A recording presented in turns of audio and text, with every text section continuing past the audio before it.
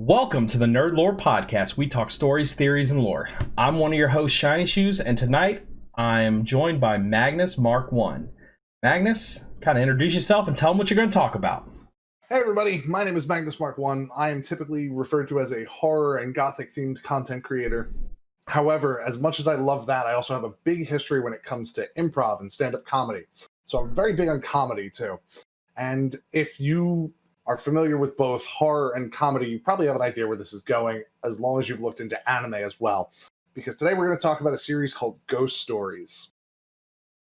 When I think of what I want to see in my children's shows, Exactly. necromancy is definitely at the top of the list.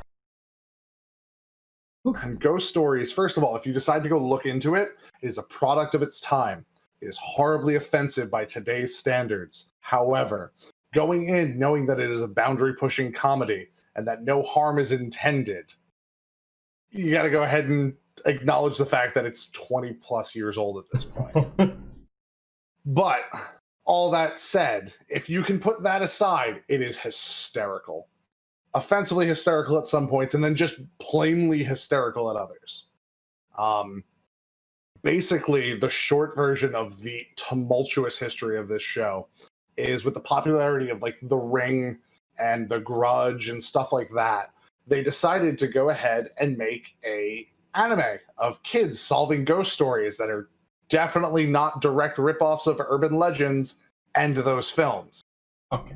They filmed it, or they animated the whole thing, they got it ready, they started releasing it in Japan, so they got ready for an English dub, and in the middle of recording the second or third episode of the English dub, it got canceled. In Japan, not even in the US, it got canceled. So they had already contracted these voice actors to go ahead and make this series. But since it was canceled, they were stopped translating the scripts right then and there. So basically what was said was, hey, you're still obligated by your contract to go ahead and complete these episodes. All you need to do is keep the character names the same, and keep the way that they get rid of the spirit or whatever is bothering them at the end of the episode, because that's based in folklore. You are free to improvise the rest. And what you've ended up with is obnoxious character personalities, jokes that are either timeless or extremely relative to their time, well pushed beyond the boundaries of what is considered acceptable for an animation aimed at children. It is just like, I want to say it's like 16 or 18 episodes of just pure train wreck. Like the whole thing's a train wreck, but it's a glorious one. My personal favorites, if you're going to go look into some of the bits from this show, there is an episode where there is a girl who, I'm guessing the plot before it was translated. Oh yeah. Was probably a girl who like cared for the rabbits animals, and there's this one rabbit that she really loved that passed away, so she tried to bring it back and it turned into this evil demon rabbit. However, it goes into some very upsettingly edge-pushing comedy. You know, when I think of what I want to see in my children's shows, exactly, necromancy is definitely at the top of the list. I think just right there, directly next to like woman falls in love with rabbit. But there is one set of lines from that particular episode that gets me every time, because she's talking like nostalgically about this rabbit, and then they start using the wonderful trope of humanizing animals, but they go far enough to actually put a voice in for the rabbit. And she's like, "Oh, I'm gonna miss his laugh.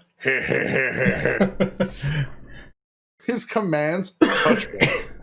His reprimands, touch me harder." I lose it every time because it's just so... You're watching this show that's clearly like a middle school aged, like somewhere between like 6th grade and maybe the oldest, like early levels of high school girl being told to touch me harder by a rabbit that's just sitting in front of her. And it's just so good. That one, there's an episode where one of the major plot arcs for the show seemed to be that the main female protagonist and her younger brother, their mother had something to do with all the ghosts. I've never actually looked hard enough into the original version, but there's supposed to be like this very nostalgic, sad message that she left in a letter for them with a photo album about like their family history. But instead, the dubbed version is her talking about how high the morphine dose she is on at the moment. And she's like, wow, nurse just kicked up the morphine again. I hope I'm not wearing one of those horrible pink dresses that make me look, oh, I'm wearing it. And it's just like reacting to whatever shows up during the actual scenes, because it was literally just a full-on improv. Like, they were just given free rein to improvise whatever they felt, which is why it ends up offensive at times, because the material given can be very stereotypical. Go ahead. What do you got? What do you got for me? Think about it, just like pure comedy nonsense is what it's like sounding like. And oh yeah, like, how did it even get published? Like you said, it had to, but didn't somebody like get there and just think like, all right, we probably just need to pull the plug on this. Like, let's just be done with it. What I understand from what I'd seen is whoever was licensed to do the dub, they had already paid the money. They didn't care what they had. They were just going to put it forward.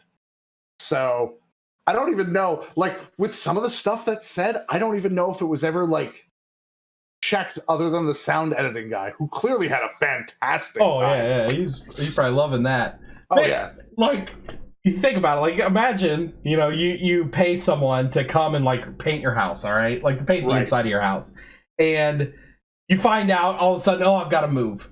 And you decide, you know what? I already paid you. Just go have a great time with it.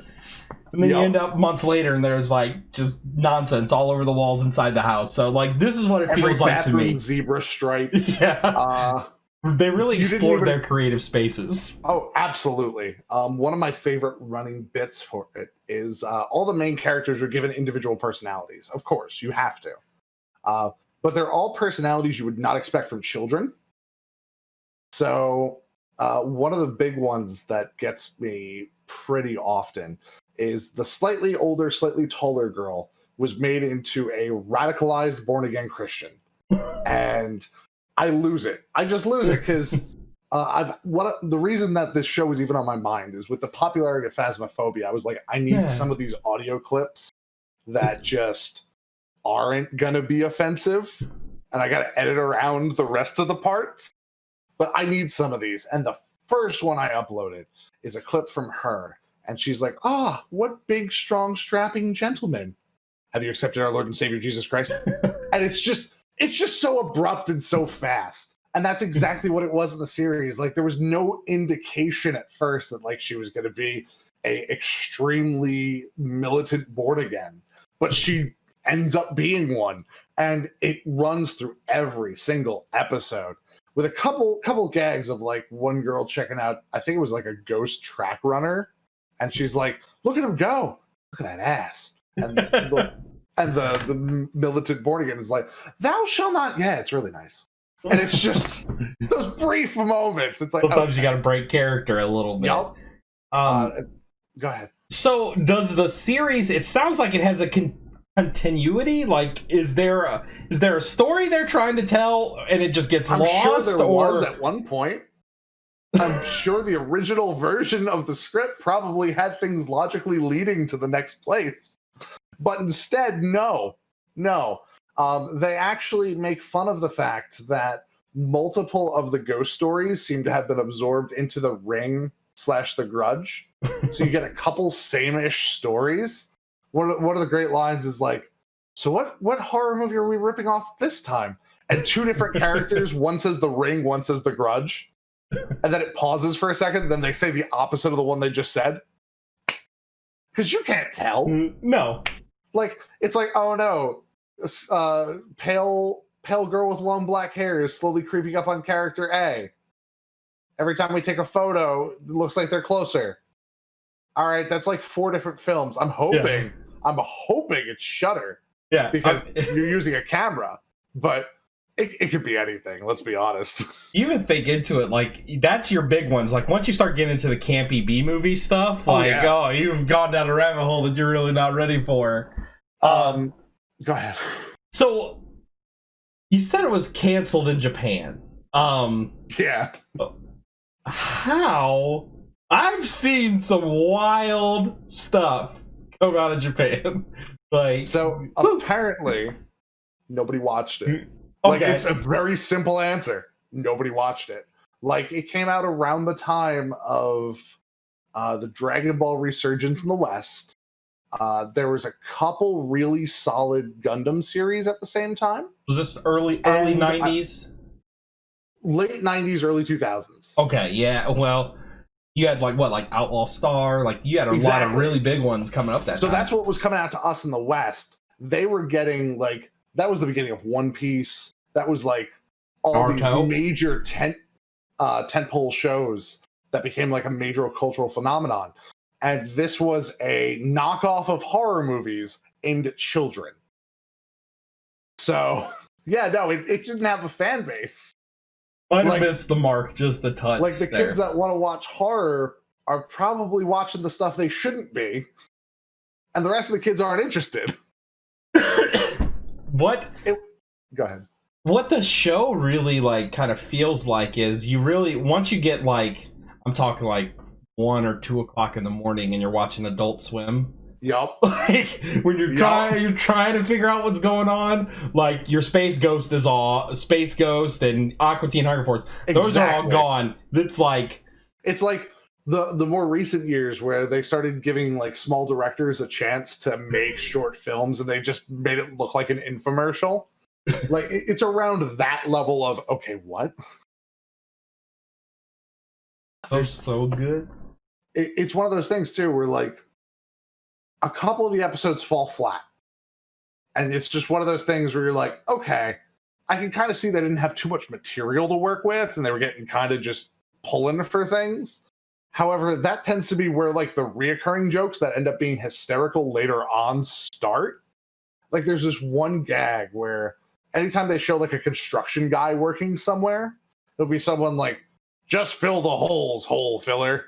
All right, jackass. just move the boards, board mover. And like they kept doing it. So eventually when you had a solid episode where they had a construction scene, you're just like, come on, what are you going to ask him to do? What's he going to say? Something good. Yeah, give me something to just enhance this. So in terms of like where you think this could land, or maybe how you feel people react to this, what do you think? Do you think this would have a warmer reception than some people have for Family Guy, or like okay, so here's the thing. Family Guy is like trying to get a reaction from people. I know exactly how to compare this for you, okay? Family Guy is a Dane Cook comedy special, okay? They're going for the reaction. They know what works. They're going to try to play that up a little bit because they've seen a little bit of success already. But you kind of know what you're getting into, okay? Ghost Stories plays more like an early Richard Pryor comedy set. Okay. You know what the attitude is going to be. It's going to be this template of, all right, he's going to rip into things that are probably from his everyday life. That's your template of, it's a bunch of kids in a school that are going to deal with a ghost. You have no idea what jokes are going to come from that, though. Like, it could be anything from the door to the PA room locks and there's a ghost keeping you inside, to killer rabbit that's been resurrected that girl is in love with. Like, classic love story. Total tale as old as time, song as old as rhyme. Beauty and the technically bestial rabbit. I mean, sorry, I don't want to get you DMCA'd by Disney. No, we get. Oh, they'll get rid of all of us. You have a kind of lean towards improv and comedy of that sorts, like knowing you outside of the podcast, having met you and everything like that. Do you think that your draw towards improv really set this show off for you? Like really kind of drove your love for it? So I didn't find this show recently. This is one of those things that every once in a while something happens and I get reminded of it. And I was just like, oh shit, Ghost Stories. I stumbled upon this show probably soon after the Western release happened. And it was just one of those things in college. I remember just sitting there getting hammered with friends, and this show popped on wherever they had it. And I want to say it was the rabbit episode. And we were all just sitting there like, this shit.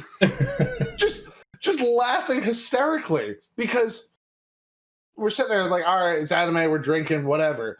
And then it's full on a somewhat offensive improv comedy. And I'm like, I need to look into this. And so this is the early days of YouTube, and there's nothing there. And I forget about it for a bit. I want to say around like 2009, something reminded me of it. I looked again, and the entire series dubbed was on YouTube. And I'm just like, let's go. Went through the whole thing. You can totally tell when they got the message that this show's been canceled. Do what you want. It just, there's a switch that goes off. And yeah, no, understanding that most likely the scenario, and I've actually listened to a couple of interviews since then. Basically, what happened is all of these voice actors were so excited to do whatever they wanted that they would race to get to work in the morning. That's how excited they were to record this. But the whole deal was whoever got there first got to set the tone for the recording for whatever they did for that day. Like, that was the deal they all had. So a couple of the episodes, I'm sitting there, I'm like, all right, so the guy who wasn't quite as funny got there early today. But I think she got there first for this one, because holy crap. But yeah, no, I think understanding the intricacies of just playing off a presented like photo, or in this case, a series that has no English dub, plays. And there's a couple times you can see like they're reaching for stuff, but they're usually easily playing that off. One of my favorites is a character like comes up and interrupts a character while he's like doing the standard like leaning up against the wall thing in every anime. And they didn't really set up anything for that scene beforehand. So like she comes up and like starts to say something. He's like, hey, don't interrupt me while I'm doing my arms up anime pose. And it's just this brilliant bit of just every once in a while they'll just shatter the fourth wall. Just completely ignore the fact that they're a show. There's one really good example of that. The characters like get knocked over before a commercial break, and the female character, because they're all supposed to be high school students, is like, hey, stop trying to look up my skirt. This is a cartoon. And it's just, they knew what they were doing. Oh yeah. Okay. They knew exactly how like far they could go, and then they still went past it. They went way past it a couple times. And like, it's one of those things like, watch it. But if you're going to get offended and go in being like, oh, this is horrible, watch it knowing it's a product of its time. Like, they get away with stuff like Blazing Saddles got away with stuff. It's exactly where it is. You have to go in with the comedic mindset. And I feel like, you know, stuff like Blazing Saddles and this show, if you go in with this is an offensive comedy, no holds are barred against anyone, it doesn't matter the time frame. You can go ahead and accept it. I mean, it's still gonna hit some people in some tender spots, though. But a lot of times you think about it, comedy is something that a lot of times, I mean, yes, can it be offensive, but it's rooted in that, you know, we're drawing awareness to it. We understand this is what's going on, and you know, sometimes all you can do is just laugh at things. Sometimes stuff is just funny. So, oh man, Ghost Stories. Do you think there's ever going to be a Blu-ray or a DVD release? Probably not. No. You can only hope, right? That said, you don't have to go far. Not sponsored, but it's on Crunchyroll. Like, it's stupid easy to get a hold of it. Awesome. And the best part is, like, when I checked, like, there's the option for the sub or the dub. I think if you click on sub, there's another prompt that asks why. And I'm just like, they knew when they got the license to play this. Yeah. Everyone, so Magnus, friend of the show, this is his second time coming on. We're definitely going to have him on more. He's got plenty got to do more Silent Hill at some point. We left off after 3 games. Yeah, he's got stuff to talk about. So Magnus, why don't you kind of tell them about yourself, where they can find you, anything you want to plug, whatever you want to do, man. All right, cool. So, like we've mentioned a few dozen times, my name is MagnusMKI. I am a comedy/horror Twitch streamer, in case you hadn't gathered that much. I'm over at the very difficult to find twitch.tv/MagnusMKI. So difficult, I know, it's written above my head. On top of that, same URL with Twitter for my Twitter. I also lead a stream team, which is a very difficult thing to do as a not a Twitch partner. I had to go ahead and run over about a dozen nuns and make an unholy sacrifice, also known as calling someone who I didn't realize was a Twitch partner, but is an old friend. And I lead the Corrosive Gaming stream team. We actually just added a few new members. It's entirely curated by myself and a group of 4 anonymous people that are not on the team who actually review the socials and the content of the people that I let in. So it's actually really technical on the backside. And then the whole joke is that like you go through all these difficult steps and it's just me and a bunch of friends. How you doing? For things going on, Shiny and I were actually speaking a little bit before stream. Hopefully, soon after you guys see, or before the cast, soon after you guys see this, hopefully, maybe, whatever, I should be getting married. Well, hopefully, maybe. There's a closed national border in my way. Certain things are happening at this time of the world. Right before that, I am considering doing a digital bachelor party on my channel. Because everyone asked what I wanted to do for my bachelor party anyway. And I was like, I don't know, sit around and play video games. So I'm going to sit around and play video games. Just, at least 6 feet away from you all. That's where we want to be. At least 6 feet away. Exactly. Safety is of utmost importance. But that's going on. Other than that, not a whole heck of a lot. It's very quiet. I work in medical. I didn't mention that 14 times during this, but I normally do. I work in medical, so you can imagine what my work days are like. Streaming is how I de-stress, and I always appreciate people coming to hang out and listen to me ramble endlessly about what random funny thing happened at work today. Yep. Usually you can find me while I'm at work around 3 CST my time, somewhere hiding in his stream, keeping the volume down so I don't get in trouble. just tucked away in a corner somewhere. Yeah. So this has been Ghost Stories. If you enjoyed the content, definitely go check it out. Let us know. We're gonna have some of Magnus's links in the YouTube video. Also, it should be in the Spotify playlist information for this episode. If not, let us know. If you guys want to get a Magnus, ask me any questions. As always, this has been the NerdLore podcast, and thank you guys for listening.